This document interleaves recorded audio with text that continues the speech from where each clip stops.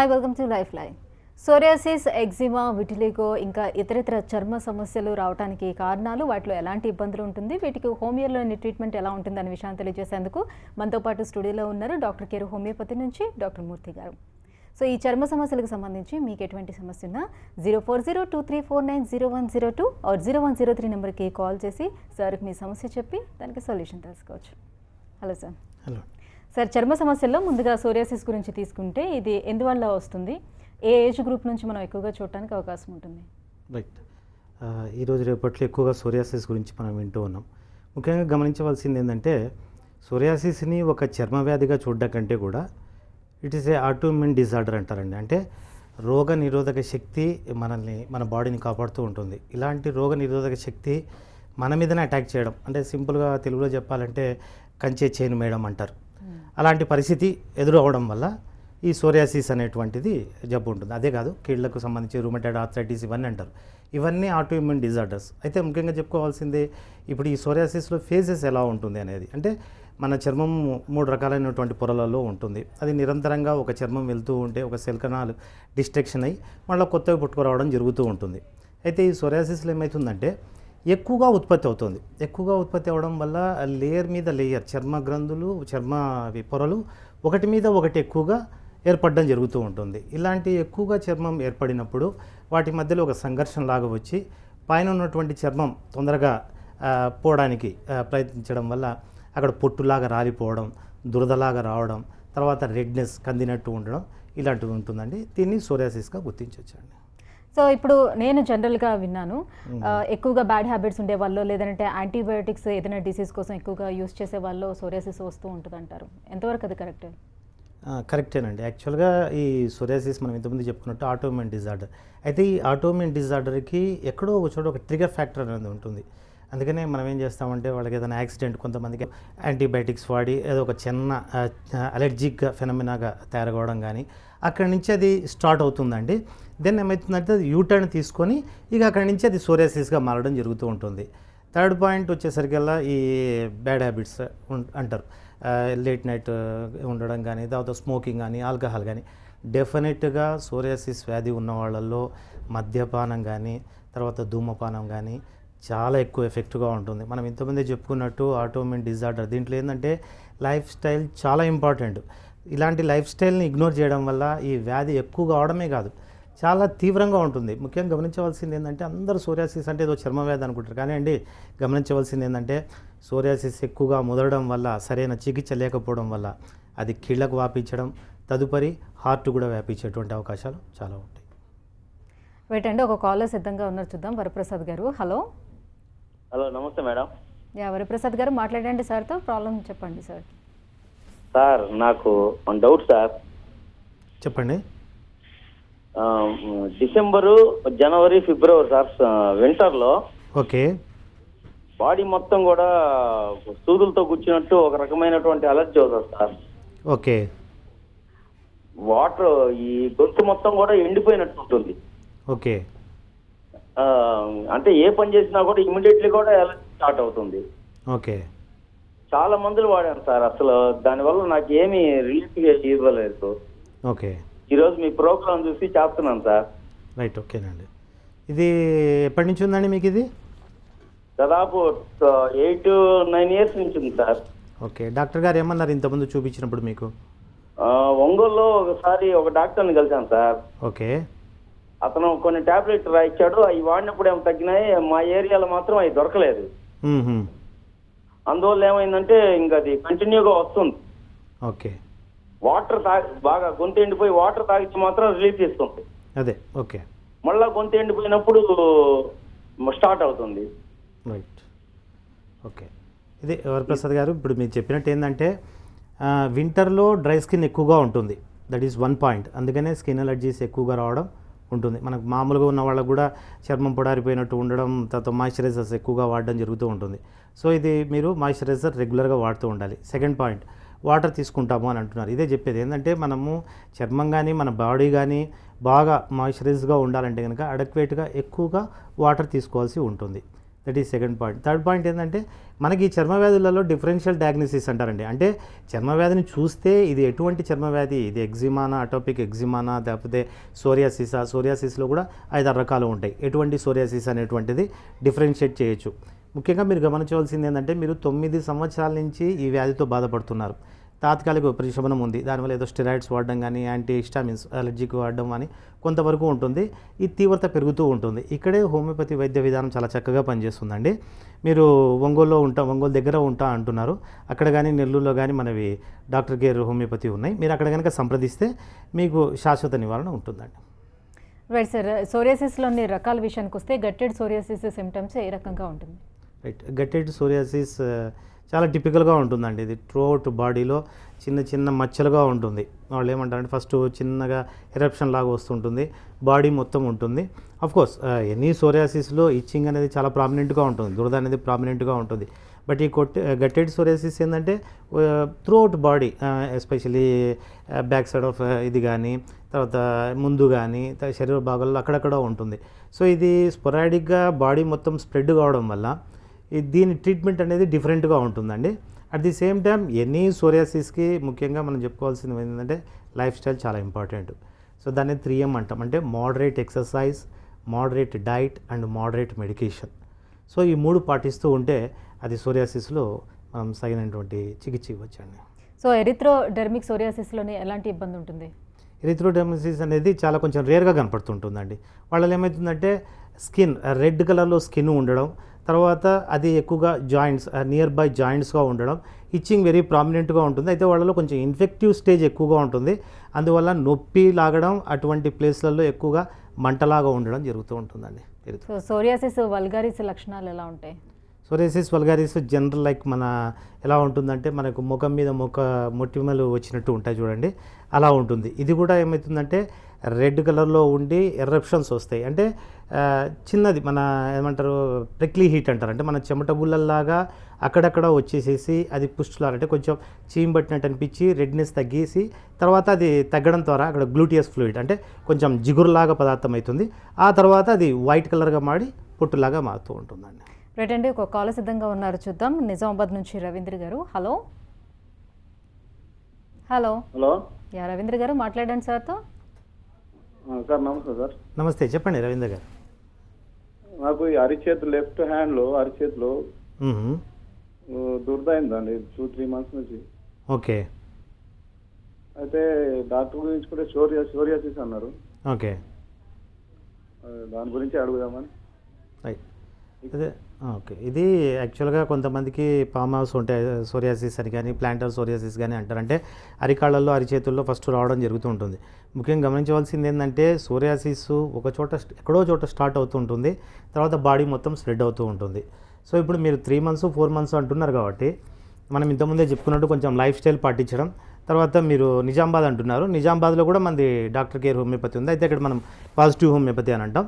So అక్కడికి వెళ్తే కనుక ఇక్కడ మీరు గమనించవలసింది ఏంటంటే మందులు వాడతారు, కొంతసేపు తగ్గుతూ ఉంటుంది, మళ్ళీ రిపీట్ అవుతుంది. రిపీట్ అవ్వడం వల్ల మళ్ళీ మొదట ఉన్న స్టేజ్ కంటే ఎక్కువగా రావడం జరుగుతూ ఉంటుంది. సో ఇట్లాంటి చోట్ల ఏమవుతుందంటే మీకు హోమియోపతి వైద్య విధానంలో మనము ఒక జబ్బు గురించి ట్రీట్ చేయమండి. ఎప్పుడు కూడా ఒక డిజీజ్ అనేది మన టార్గెట్ కాదు.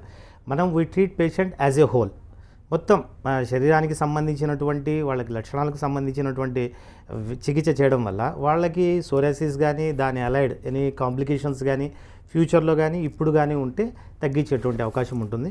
కాబట్టి మీ దగ్గరలో ఉన్నటువంటి పాజిటివ్ హోమియోపతి నిజామాబాద్లో సంప్రదించండి, సరైనటువంటి చికిత్స ఉంటుందండి. ఓకేనండి, నెక్స్ట్ కాలర్ చూద్దాం. ఉదయ్ కుమార్ గారు మంచిర్యాల నుంచి. హలో హలో ఉదయ్ గారు మాట్లాడండి సార్తో, ప్రాబ్లం చెప్పండి. సార్, మాకు ఇది సోరియాసిస్ అని చెప్పి అన్నారండి. ఓకే, అయితే మేము ఇక్కడ డాక్టర్ కేర్ ఉంది మంచిర్యాలలో.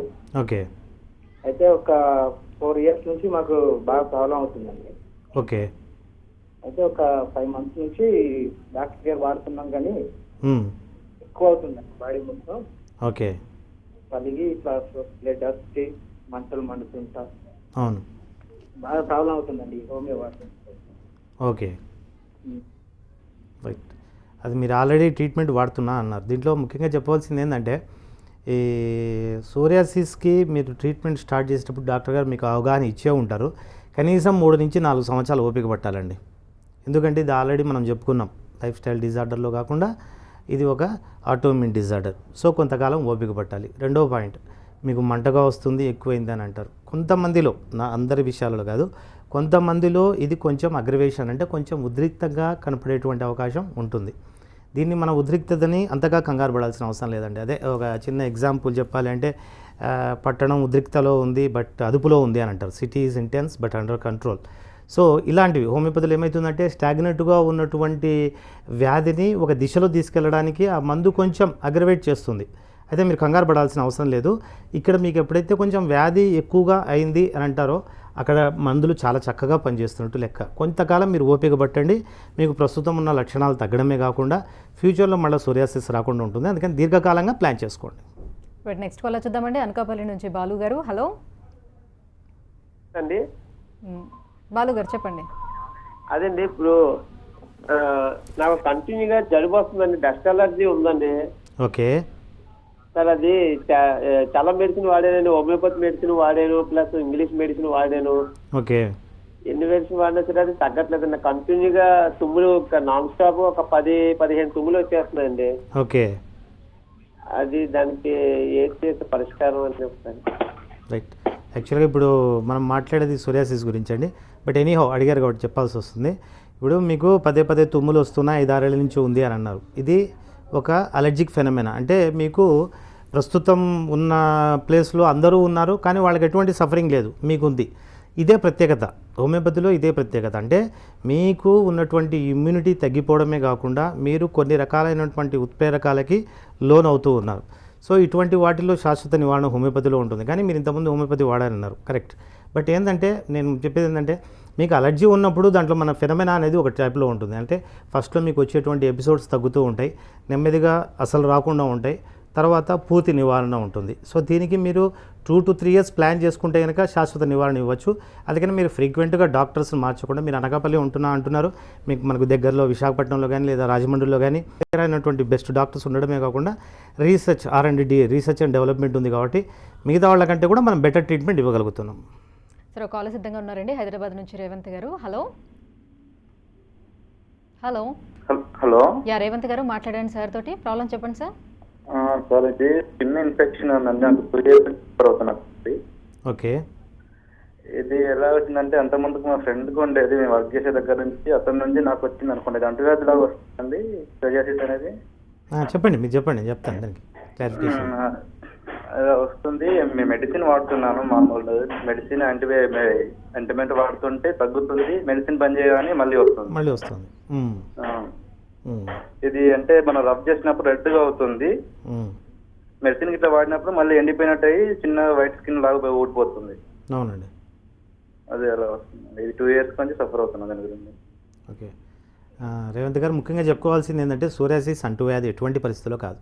అంటే మన పక్కన ఉన్న వాళ్ళవి మనం వాడుకున్నా, వాళ్ళ పక్కన మనం ఉన్నా కానీ ఇది మనకి స్ప్రెడ్ అయ్యేటువంటి అవకాశం లేదు. బట్ మనకి జన్యుపరంగా వంశపారపరంగా వచ్చేటువంటి అవకాశాలు చాలా ఉన్నాయి, 70 to 80%. సో ఇక్కడ మీ ఫ్రెండ్ నుంచి మీకు వచ్చేటువంటి అవకాశం ఎటువంటి పరిస్థితి లేదు. మనం ఇంతకుముందే చెప్పుకున్నట్టు ఏదో ఒక ఫ్యాక్టర్, అంటే ఇప్పుడు మా హోమియోపతి సైన్స్లో ఏమంటామంటే పెద్దలకి కనుక సోరియాసిస్ ఉంటే పిల్లలకు సోరియాసిస్ రావాలనేది ఏం లేదు, మ్యుటేషన్ అంటారు. అంటే ఏదో ఒక డిజార్డర్, ఏదో ఒకటి బ్రెయిన్ ట్యూమర్స్, క్యాన్సర్స్, లేకపోతే కనుక రొమటైడ్ ఆర్థరైటిస్, లేకపోతే కనుక ఇంకేదన్నా డయాబెటీస్ ఏదన్నా ఉంటే కనుక అది నెక్స్ట్ తరంలో మ్యుటేషన్ అయ్యి ఇంకొక రూపంలో బయటపడడం జరుగుతూ ఉంటుంది. So this is one factor. Second point, మీరు జాబ్ చేస్తూ అంటున్నారు. సో నవ్వేడేస్ ఏమవుతుందంటే స్ట్రెస్ లెవెల్స్, అది అన్కంట్రోలబుల్ స్ట్రెస్ లెవెల్స్. స్ట్రెస్ అనేది ఎవ్రీవేర్ ఉంది సొసైటీలో, బట్ హౌ యూ రిసీవ్ అనేది మెయిన్ పాయింట్. సో ఈ స్ట్రెస్ లెవెల్స్ని మనం కంట్రోల్ చేసుకోలేకపోవడం వల్ల ఇది సోరియాసిస్ వచ్చేటువంటి అవకాశం ఉంటుంది. ముఖ్యంగా థర్డ్ పాయింట్, మీరు ఆయింట్మెంట్ టాపికల్గా వాడతామంటున్నారు. సో అంటే మనం ఇంకో సిస్టాన్ని క్రిటిసైజ్ చేయడం అనేది కాదు, బట్ కంపారిజన్ వచ్చినప్పుడు మనం చెప్పాల్సి వస్తుంటుంది. ఏమంటే మీరు ఆ టాపికల్స్ వాడుతున్నంత వరకు, ఆయింట్మెంట్లు వాడుతున్నంత వరకు అప్పటికి అవి తగ్గినట్టు అనిపిస్తూ ఉంటాయి. బట్ ఏమవుతుందండి, సప్రెషన్ అంటారు దీన్నే. ఎక్కడైనా ఏదైనా అవుతున్నప్పుడు మనం సమస్యకు పరిష్కారం చూడాలి కానీ దాన్ని ఒత్తి పెట్టకూడదు. ఒత్తి పెట్టినప్పుడు ఏమవుతుంది, అది ఇంకొంచెం పెద్ద లోపల స్ప్రెడ్ అయ్యి ఇంకొంచెం బలం పుంజుకొని బయటికి వచ్చి ఇంకొంచెం పెద్దగా వచ్చేటువంటి అవకాశాలు ఉంటాయి. కాబట్టి మీకు ఈ సఫరింగ్ 2 years అవుతుందని అంటున్నారు కాబట్టి మీరు ఇక్కడ హైదరాబాద్లో ఉన్నారని కాబట్టి మనకు చాలా బ్రాంచెస్ ఉన్నాయి. మన కాచిగూడలో కూడా మన బ్రాంచ్ ఉంటుంది, అక్కడ కూడా నేను రెగ్యులర్ విజిట్ ఉంటుంది. సో మీరు అక్కడికి వస్తే కనుక టోటల్ మీ కేసు హిస్టరీ తీసుకొని శాశ్వత పరిష్కారానికి మనం ప్లాన్ చేసేటువంటి అవకాశాలు ఉంటాయండి. రైట్, నెక్స్ట్ కాల్ చూద్దామండి. విజయవాడ నుంచి అనిల్ గారు. Hello hello hello hello yeah Anil గారు చెప్పండి. మేడం నమస్తే అండి. యా చెప్పండి, టీవీ వాల్యూమ్ తగ్గించేసేయండి సార్. నమస్తే అండి. నమస్తే అండి. నమస్తే, చెప్పండి అనిల్ గారు.